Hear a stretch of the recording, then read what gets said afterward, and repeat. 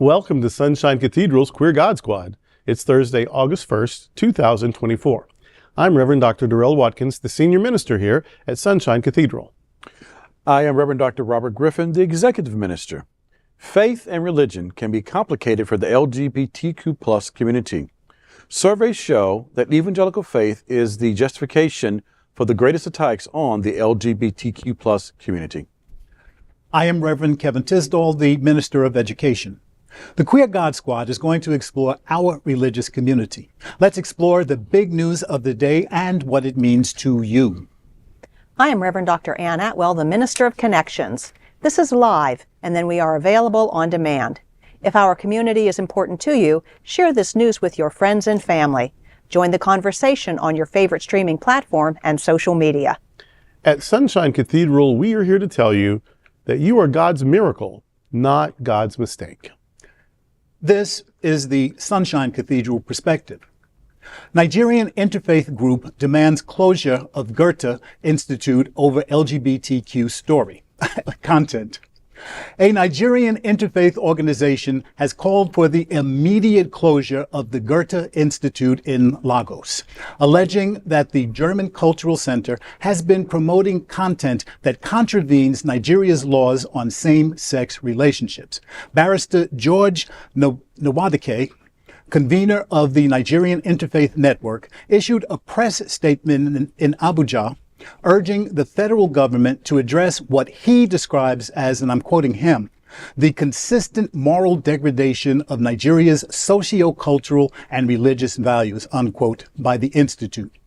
At the heart of the controversy are two films, Everything Will Be Fine by Angelina Maccarone and No Hard Feelings by Faraz Shariat, being screened as part of the Goethe Institute's community outreach series.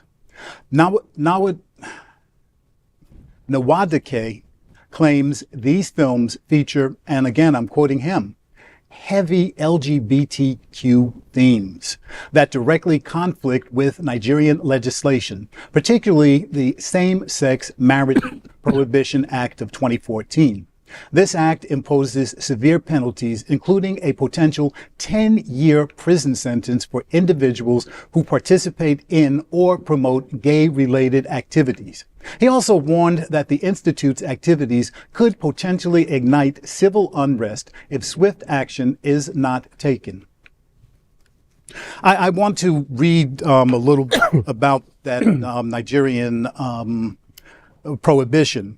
It was signed into law in Nigeria in 2014, and it does more. Let me just read. The notional purpose of the Same-Sex Marriage Prohibition Act is supposed to prevent same-sex marriage. But when you read the law itself, its scope is much wider.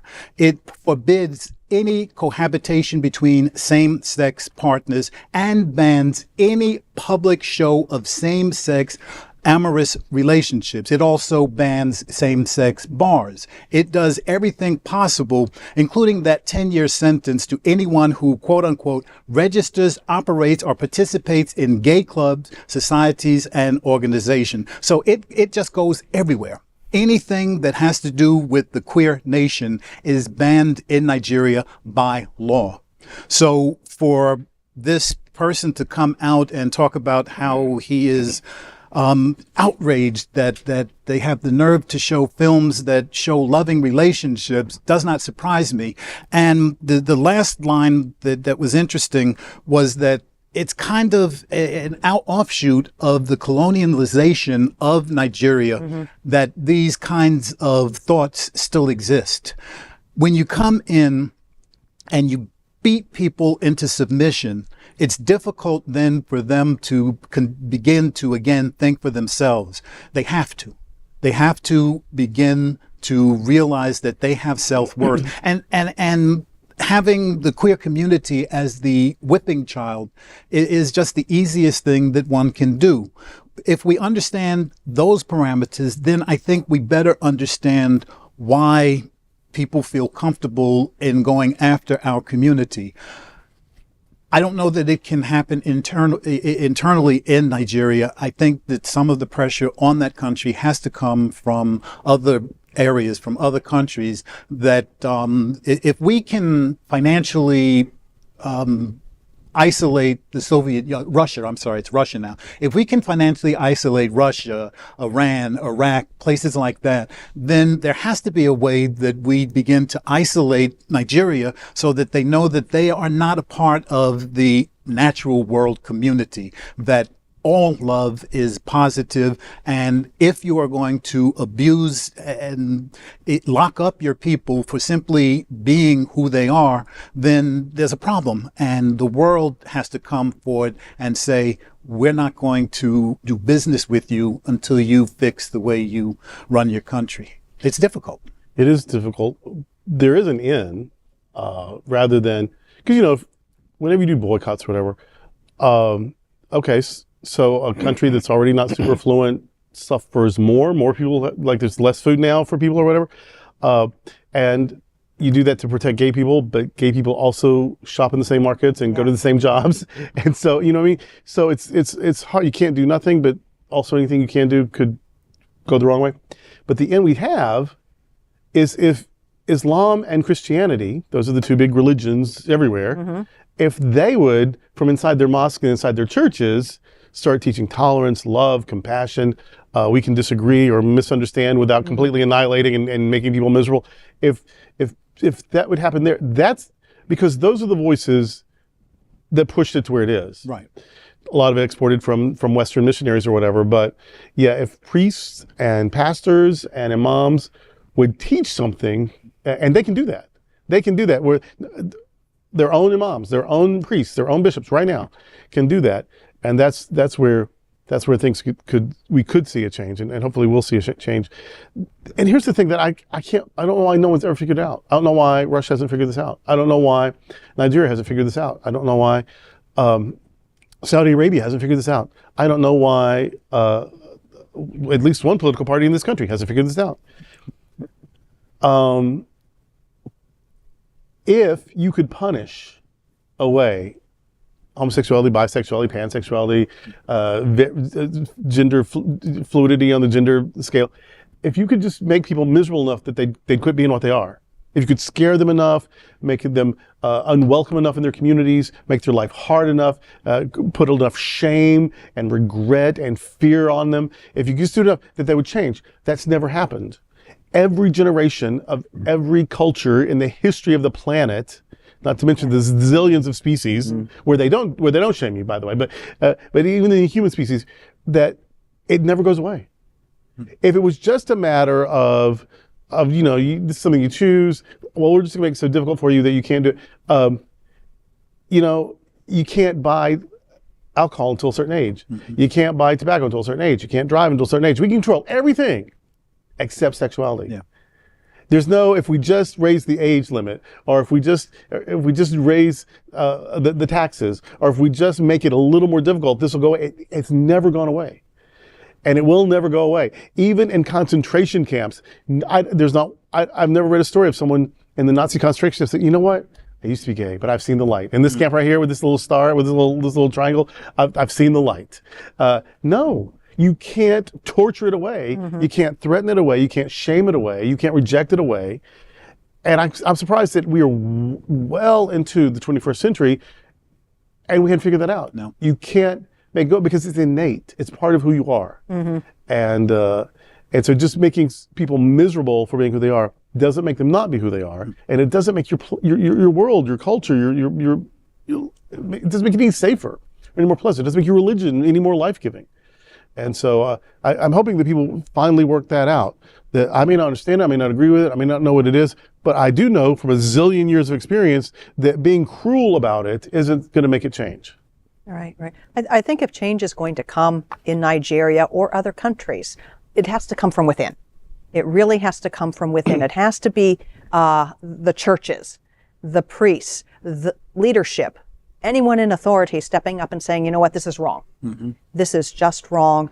I really think that it has to come from inside. It works. We've done, with other countries, and it works where we pull back resources, but ultimately people get hurt by that. If we can make the change from inside, seems to me the change would stick. Maybe it worked a little bit better. And if I'm not mistaken, this is one of those countries where evangelical Americans flew over. Oh, yeah. That's right. Supported Yep. legislative and supported these legislative changes in this country. Yes. Yep. And so this is not, some stuff on the American soil Right. that is now taking place over there. And I think if they thought they can get it done there, they can also get it done here. And I think, as again, follow the money as to who's Yep. pushing all Yep. this, and there you have it. And kind of something like this, I often wonder, where in the world did the first moment take place that someone decided it is because homosexuals, and I'm going to use that broad term, is the destroying fiber of everything that we know of? It's like, how did that begin? Where did it begin? How did it begin to happen? Somehow, well, thank you for giving us that power. Maybe we should lean into it some more and kick some more ass in certain places. But for real, when did someone decide all those homosexuals is the cause of every root and the evil in the world as we know it? If we can just get rid of the homosexuals, we just legislate something against them, then we will fix the world. Really? That's part of demonization, though. Yeah, that's And the they've thing. and every marginalized group is demonized in a certain way. When there was segregation going on in Arkansas, my ancestors, and I remember people remembering, reflecting, talking about it in really horrific ways about the fear of, now that schools are integrated, there is not a safe white girl in the state, that these black guys are just coming to with all their sexual energy and aggression, and our daughters and sisters aren't safe. Because that's part of the demonization, that somehow they're just sex fiends, those people. These Jewish people, they're just greedy, and they hoard, and they have all the money, and they control all the media. And, so we got to be scared of those Jewish people because they're just subverting everything.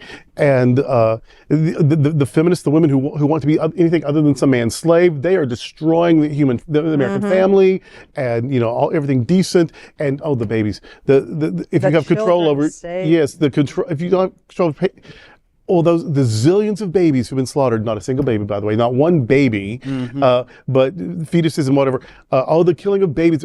So if you can just demonize the group and associate them with something horrible, and so gay people, we are somehow, families can't survive if we exist. Although, where did we come from? I came out of a family. I mean, I didn't, I wasn't hatched in a field somewhere. But it's part of the demonization that this group is this scary thing, and that's all they are, that's all they've ever been, and we are at risk because they exist. Well, how many days do you have out there? Yeah. How is it your life depends on having all these enemies to defeat? And when are you going to work out that that's about you? And also, it's about, if I make a demon, then you're not going to pay attention to the idea that I'm picking your pocket of every penny that you've ever had. And yeah, it comes down to money most of the time. Yep. So if I can make you a demon, you're not going to realize that you don't have a job anymore. Right? Yep. You've seen the cartoon. I've got all these cookies. There's one cookie here for the reunified over. And I'm like, she's trying to get your cookie. Yeah. That's how it works. That's exactly how it works. And then there's fighting it. Yeah. I've got all the cookies. What's called a great distraction. I'm going to dehumanize you while you're not looking at what I'm doing. That's right. And I'm doing a whole lot worse than you're doing. So, but it's all about you. So it's a great distraction still. I see that all the I time. love that phrase. People. Well, that's today with the Queer God Squad. We want to thank you for joining us. We're here daily at 3 p.m. to have some fun and to discuss what our LGBTQ plus community is talking about. Sunshine Cathedral is the world's largest progressive queer church. Progressive, queer, and God are words that naturally should go together. And we are all in this together. Remember that. You are God's miracle, not God's mistake. Until next time, we are the Queer God Squad. Goodbye.